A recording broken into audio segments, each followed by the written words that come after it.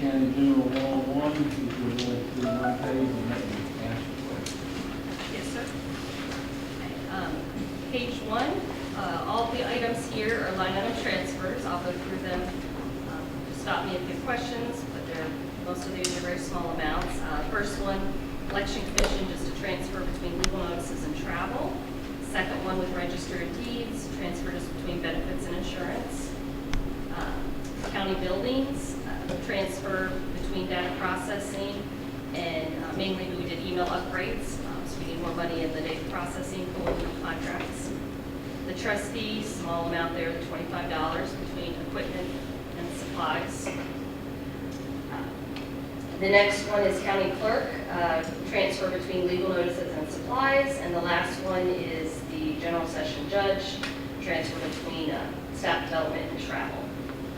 Are there any questions on page 1, all line item transfers? Being none, you may look through. Second page, same thing, line item transfers are all of these. First is chancery court, $450 between equipment and travel. The second one is juvenile court, money between equipment and maintenance or repair buildings. That $1,700 is being used, I can tell you, to upgrade with cameras in the actual juvenile court areas.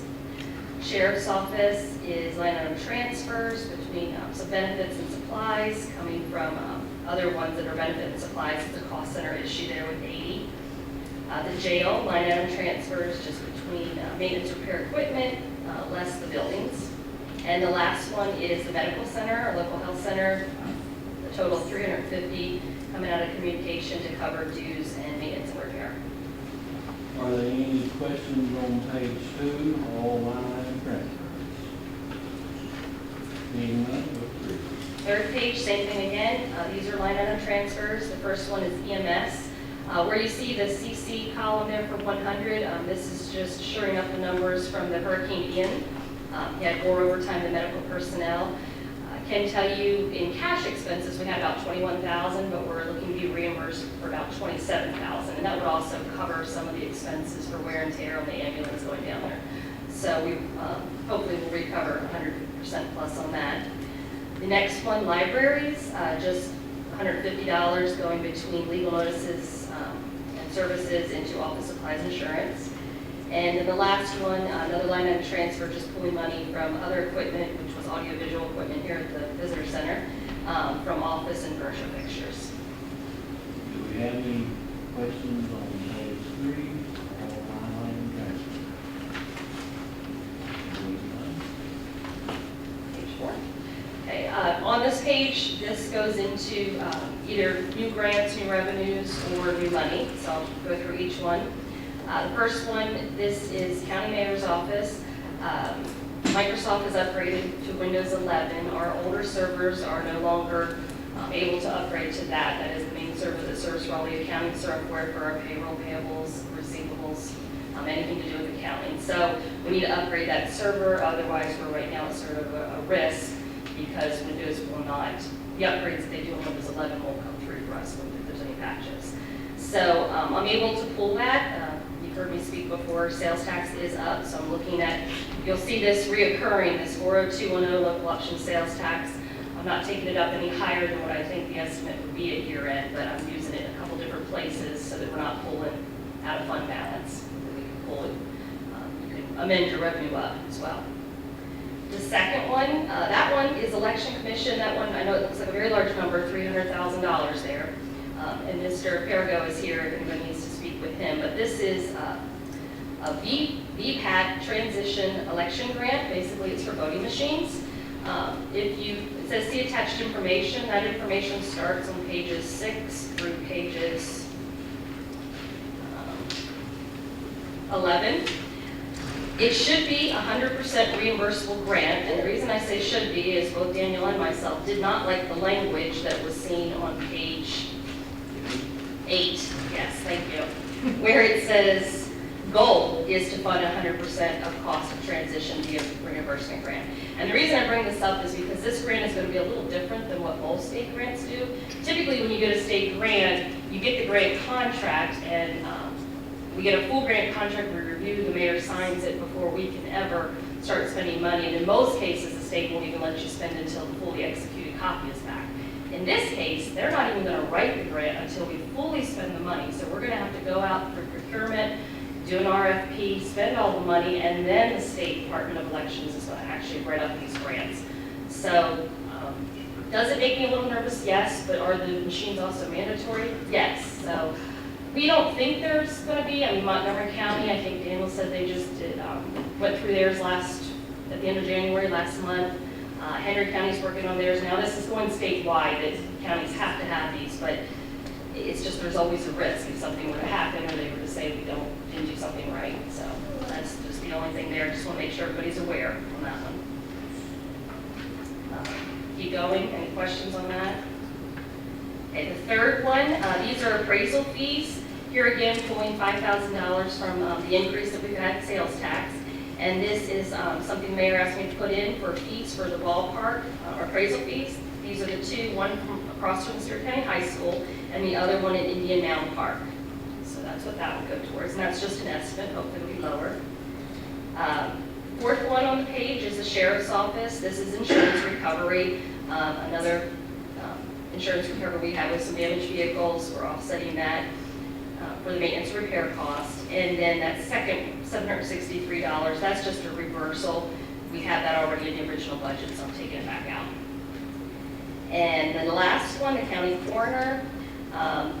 Fortunately, this is one last year we had a lot of expenses too. We budgeted $28,000. We've already spent $21,000 to date. And autopsy is now, they just increased the price again on us this month. It's now $2,300 per autopsy. So trying to look to at least increase that $15,000. I spoke with Greg Barrow. We'll look at that cost. It might be something I bring to you again. Hopefully not, but that's just something. Taking it out of the local option sales increase as well. Do we have any questions, anybody, on page 4? On money on page 4? Hearing none, go ahead. Page 5, okay.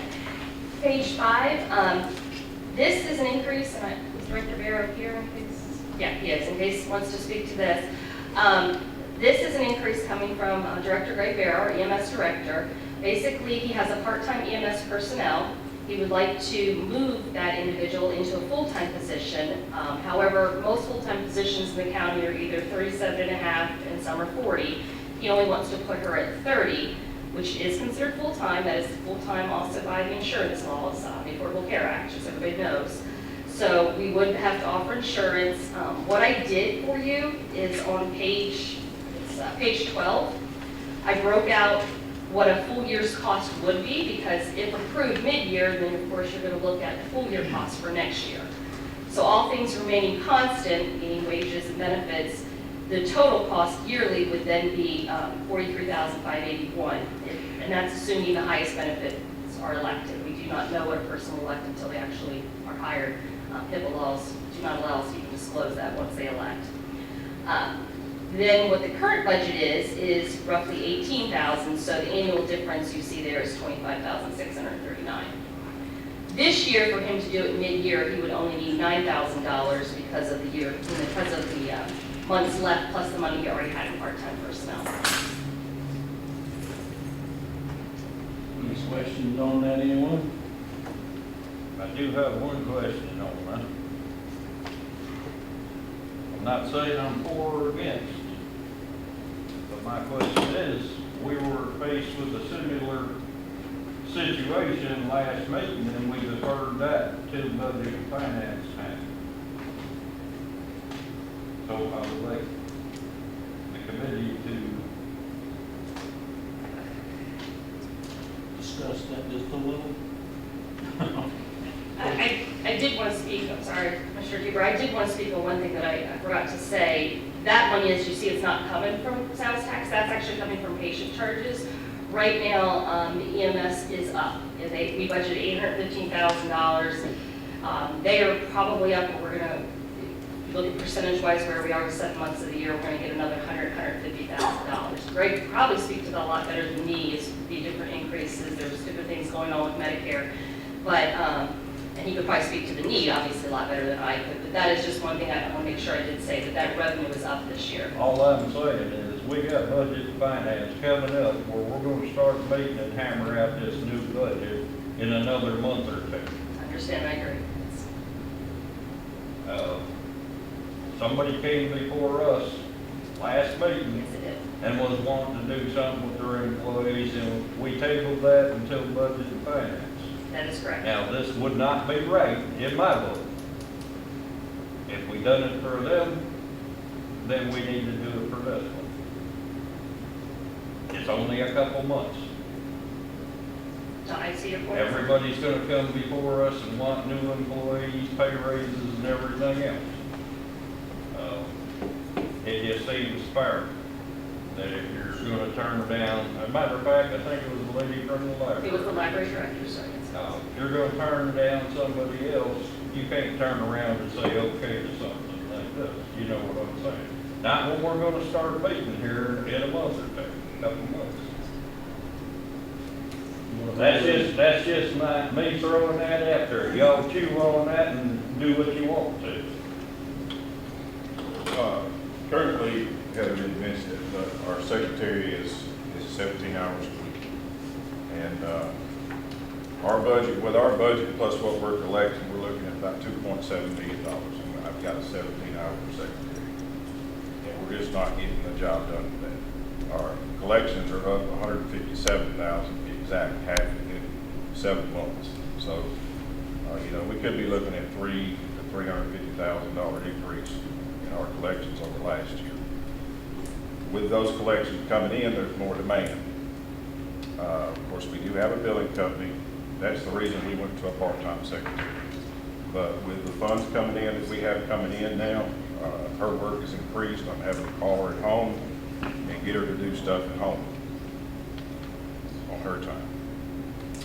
Each month she has to balance out, and that gets complicated sometimes when you're only working 17 hours a week. You've only got X amount of days to close that month out. I understand that. All I'm saying is, we didn't do similar for somebody I else. understand that, and I just wanted to speak to it, so it. And I'm not saying I'm against it at all, but what I'm saying is, we wouldn't do it for somebody else. We made them wait until budget and finance. Okay, I just wanted to put that out there. Thank you. Move on. Go next one. Okay, next one, this is the medical center grant. This has already been increased once. They're increasing it again, another $10,000. It is 100% grant funded.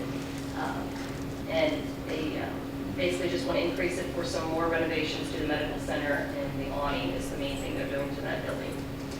The third one, this is our DGA grant at the medical center. These are the employees that are at the state, it's a county building, but they work under a state grant, so they're 100% reimbursed. Their salaries are not based on the county step scales. They don't get the same COLA. They get whatever the state gives them. So the state is now giving out a bonus, but in order to give that on the payroll side, we need to have the commission approve that, and it'll get reimbursed through the state. The fourth one, the Tennessee River Resort. This is where 50% of the funds that come in from Tennessee River Resort monies have to go towards tourism-related expenses, and we usually budget close to 50% of that every year. There is a number of funds that are still in reserve, over $100,000, so what we're asking is two things. To take $8,000 and use to cover the cost. We had one of the HVAC units at this building go out, so we had to replace that. And then the other part of it was actually, this was already approved in last year's budget. If you all remember, with the town of Dover, we agreed to pay 50% of the levee brush removal up to $25,000. The prior mayor had asked for that. We've got the final, we paid one of the bills last year. I guess they held off on the project due to different reasons with the weather, and they finished it in this current fiscal year. We only ended up having to pay $20,000, so it did stay under the 25, but I do have to put it back into this year's budget. And then the last one on the page, this is the veteran service. Those of you who know Kathy Freed, she did our VA director, she did retire at the end of 2022. A new director was brought on, Mr. Doug Gale, and he came in a little before she left so that they could have a crossover of training, so we do have a little cost there to cover the difference. Are there any other questions on 5? Page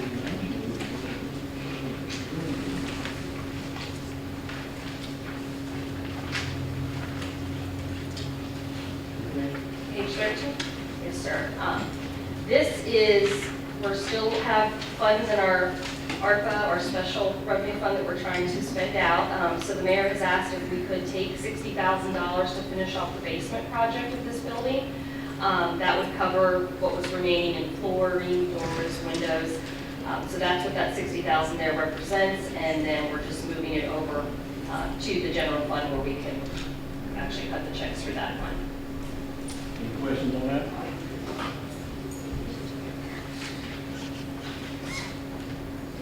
Highway fund.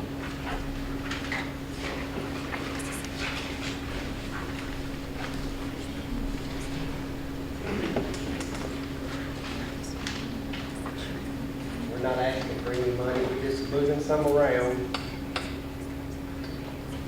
Okay, anybody have any questions on this moving the money?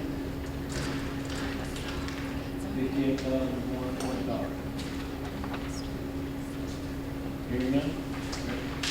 Thank you, right? Do I hear a motion to approve this budget amendment?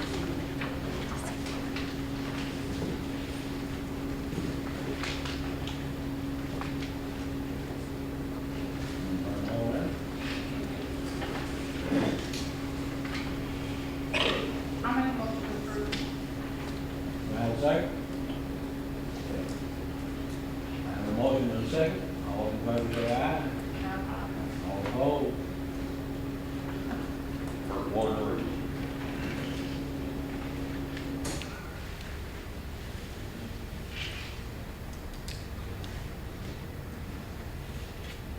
So 6 in approval. One opposed, is that correct? Or do we need to do a roll call vote? Now, if you'd have done it minus that one, I'd been a yes vote. Let's do. We didn't have discussion on this, but we can't have discussion about this again. Yeah, we're fixing to have to approve the county budget, so you know, if you're not satisfied with it there, that's where we'll take it out. Let me ask a question. What's the difference in what Greg's wanting to hear and what the library asked for?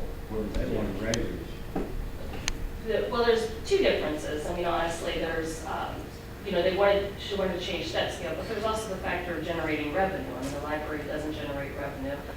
Granted, there's a lot of offices that can't generate revenue because they're overhead costs, but what he's trying to point, Mr. Barrow, and I don't want to speak for him, but I believe his point was that they're generating a lot more revenue, and with that comes more work, and they need somebody to help offset that so they can continue to bring that revenue. This is not necessarily a pay raise, it's needed, correct? Yes, it's, in fact, he's not even changing her pay rate, he's just increasing her hours. Correct. Heather, would it be possible for, if her workload is heavier than what it normally been, until budget time, our new budget, we'll be getting a new budget together, could he pay her overtime pay, is what I'm getting at? That's excellent. Until this new budget, until we get our new budget together. It wouldn't be overtime. Basically, you can work somebody hours. Right now, we follow a rolling 12 months, meaning when Affordable Care Act came out, you had to establish a standard, what you call a part-time versus a full-time. So we have situations, for example, where you may have a part-time person working in dispatch. Somebody calls out sick or got the flu or COVID. You work a part-time person more hours. That doesn't mean they automatically become a full-time person just because you worked in 40 hours in 1 week. We base everybody and we watch our part-timers on a rolling 12-month basis. So it is possible that he could increase her hours to a certain level. He would have to pay her overtime after 40 hours because that's labor laws. But up to 40, he would just pay her a straight time rate and then we could reevaluate at budget time. Well, I was one of them that, what he was talking about when the library come up here, we felt like, or I felt like, that our budget was coming, we're gonna be getting a new budget together. That would be the time to do that. And, I just wonder if it can be worked out. Well, I mean, if the workload's there, I understand. And I just wonder if it's some way or another, Well, I know you explained that, It's possible, of course, the employee would have to agree to work more hours too without being labeled, designated as a full-time employee yet, almost like a part-time trial basis. Yeah. It's an option. Okay, we had a 6-1, right? Motion to adjourn.